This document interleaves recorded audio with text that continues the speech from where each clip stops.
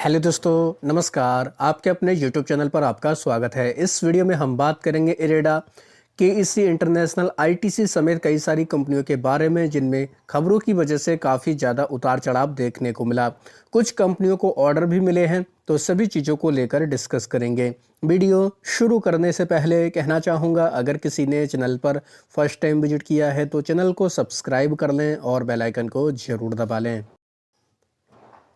सबसे पहले बात करेंगे सिगरेट बनाने वाली कंपनियों के बारे में, खास तौर पर Godfrey Phillips, ITC, BST industry. इन सभी कंपनियों में हम लोगों को 10 से 15% तक की गिरावट देखने को मिली, क्योंकि सरकार की तरफ से खबर देखने को मिल रही है कि additional excise duty tobacco product पर लगाने की प्लानिंग है। 1 फरवरी से ये इफेक्टिव होने वाला है। तो इस न्यूज़ की वजह से हम लोग को खासतौर पर आईटीसी और गॉडफ्रे फिलिप्स इन कंपनियों में काफ़ी दबाव देखने को मिला, क्योंकि दोस्तों मेन इसका बिजनेस हमें सिगरेट का ही देखने को मिलता है इन कंपनियों का। अभी तक आईटीसी में कई सारे बिजनेस थे, लेकिन डीमर्जर भी हो चुका है, तो इस वजह से हम लोग को आईटीसी और गॉडफ्रे फिलिप्स में काफ़ी ज़्यादा दबाव देखने को मिला। तो कितना किया जा सकता है दोस्तों? 40% तक जीएसटी लगाया जा सकता है। इस वजह से हम लोग को इन कंपनियों में इतनी ज़्यादा गिरावट देखने को मिल रही है। तो अब ये गिरावट जो हुई है दोस्तों, इसको लेकर एक रिपोर्ट ये भी आ रही है कि डब्ल्यूएचओ ने तो दोस्तों सरकार को कहा है कि 70% तक इस पर टैक्स लगाया जाए, यानी कि इसको और ज़्यादा महंगा किया जा सकता है। तो इन कंपनियों के जो हम लोग को आने वाले रिजल्ट देखने को मिलेंगे, इसकी वजह से उसके ऊपर असर पड़ सकता है। तो ब्रोकरेज हाउसेस की रिपोर्ट भी देखने को मिली है। अगर ऐसा होता है, ये सारी चीज़ें लागू होती हैं, तो कंपनियों को कम से कम 15% तक सिगरेट के प्राइस बढ़ाने पड़ेंगे, तभी जाकर ये कंपनी अपने रेवेन्यू को एडजस्ट कर पाएंगी। तो कई सारे ब्रोकरेज हाउसेस की रिपोर्ट देखने को मिली है, तो चाहें तो आप इन खबरों को डिटेल में जाकर पढ़ सकते हैं। आज के दिन इन्हीं खबरों की वजह से हम लोगों को इन कंपनियों में इतना ज़्यादा प्रेशर का माहौल देखने को मिला। खासतौर पर आईटीसी और गॉडफ्रे फिलिप्स में काफ़ी ज़्यादा गिरावट इस खबर की वजह से देखने को मिली है। बात करेंगे दोस्तों इरेडा के बारे में।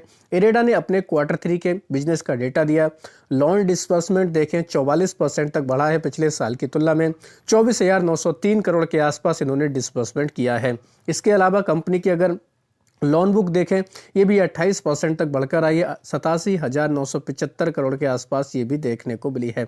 हालांकि कंपनी में इस अपडेट के बाद पॉजिटिव मोमेंटम देखने को मिला, लेकिन बाद में थोड़ा बहुत इसमें उतार चढ़ाव रहा है। तो चाहें आप इस खबर को भी डिटेल में जाकर पढ़ सकते हैं। इरेडा ने भी काफ़ी मजबूत आंकड़े पेश किए हैं। एपीएल अपोलो की बात करेंगे, इस कंपनी का भी बिजनेस का डेटा काफ़ी ज़बरदस्त देखने को मिला। सेल्स देखें तो करीब 11% तक बढ़कर आई। स्ट्रॉन्ग डिमांड देखने को मिली है। कंपनी ने Q3 में काफ़ी अच्छा प्रदर्शन दिखाया, खासतौर पर स्टील, इंफ्रास्ट्रक्चर, हाउसिंग और इंडस्ट्रियल सेक्टर की जो डिमांड देखने को मिली है, इस वजह से इस कंपनी के बिजनेस में हम लोग को काफ़ी अच्छी ग्रोथ देखने को मिली। तो एपीएल में हम लोग को इस वजह से अच्छा खासा मोमेंटम देखने को मिला। केईसी इंटरनेशनल में भी खबर आई है, कंपनी को 1050 करोड़ का ऑर्डर मिला है। एनर्जी प्रोजेक्ट को लेकर खास तौर पर ये ऑर्डर मिला है। अगर अभी तक देखा जाए इस वित्त वर्ष में केईसी इंटरनेशनल को लगभग 19,300 करोड़ के आसपास के ऑर्डर मिल चुके हैं। तो कई बड़े ऑर्डर इस कंपनी को पहले भी मिले हैं। तो ये कंपनी भी हम लोगों को इस वजह से आज के दिन खबरों में देखने को मिली थी, फोकस में देखने को मिली थी। बात करेंगे दोस्तों एक और कंपनी के बारे में जिसको लेकर रिपोर्ट सामने आ रही है, वोडाफोन आइडिया के बारे में। वोडाफोन आइडिया में कल हम लोगों को खबर देखने को मिली थी कि 87,000 करोड़ का जो हम लोग को एजीआर ड्यूज का मामला देखने को मिल रहा है, उसको कैबिनेट ने फिलहाल एक तरीके से जितना देना था उतने पर ही मंजूरी दी है। हालांकि अभी ऐसी रिपोर्ट भी सामने आ रही है कि सरकार इसमें थोड़ी राहत दे सकती है। साथ ही जो वोडाफोन का हम लोग को सेल ऑफ वाला मामला देखने को मिलता था और प्रोमोटर के साथ में, वहाँ से भी इनको 5,836 करोड़ भी दोस्तों मिलने वाले हैं। इस वजह से थोड़ा सा पॉजिटिव माहौल हो चुका और वोडाफोन में हम लोगों को कह सकते हैं हरे निशान में कारोबार देखने को मिला। हालांकि एमके ग्लोबल की तरफ से इस सब के बाद में भी रिपोर्ट देखने को मिली। इनका कहना है कि मौजूदा भाव से इस कंपनी में 44% तक का डाउनसाइड आ सकता है। कल्पतरु प्रोजेक्ट की बात करेंगे, इस कंपनी को एक नया ऑर्डर मिला है जिसकी वैल्यू 719 करोड़ के आसपास है। महाराष्ट्र के थाने में दोस्तों इनको मेट्रो रेल प्रोजेक्ट पर काम करना है। हालांकि ये सिविल कंस्ट्रक्शन फर्म का जॉइंट वेंचर देखने को मिल रहा है, तो इस वजह से कह सकते हैं ये कंपनी भी हम लोगों को खबरों में देखने को मिल रही है। शक्ति पंप की बात करेंगे, शक्ति पंप को भी लगातार बड़े बड़े ऑर्डर मिलते आ रहे हैं। कल भी ऑर्डर मिला था, आज भी हम लोगों को ऑर्डर मिलते हुए देखने को मिले, जिसकी वैल्यू 67 करोड़ के आसपास है। 1952 सोलर पंपिंग सिस्टम इनको दोस्तों सप्लाई करने हैं अगर देखा जाए तो ये हम लोग को मध्य प्रदेश ऊर्जा वितरण निगम लिमिटेड की तरफ से ये इनको ऑर्डर मिलता हुआ देखने को मिला। तो इस वजह से शक्ति पंप में हम लोग को सुबह के समय थोड़ा सा पॉजिटिव मोमेंटम देखने को मिला था। इनके अलावा बात करेंगे दोस्तों केपीआई ग्रीन एनर्जी के बारे में। केपीआई ग्रीन एनर्जी में हम लोगों को एक खबर देखने को मिले, कंपनी को 32 मेगावाट का solar and hybrid solar power project का ऑर्डर मिला है। सीपीपी बिजनेस सेगमेंट में ये इनको ऑर्डर मिला है।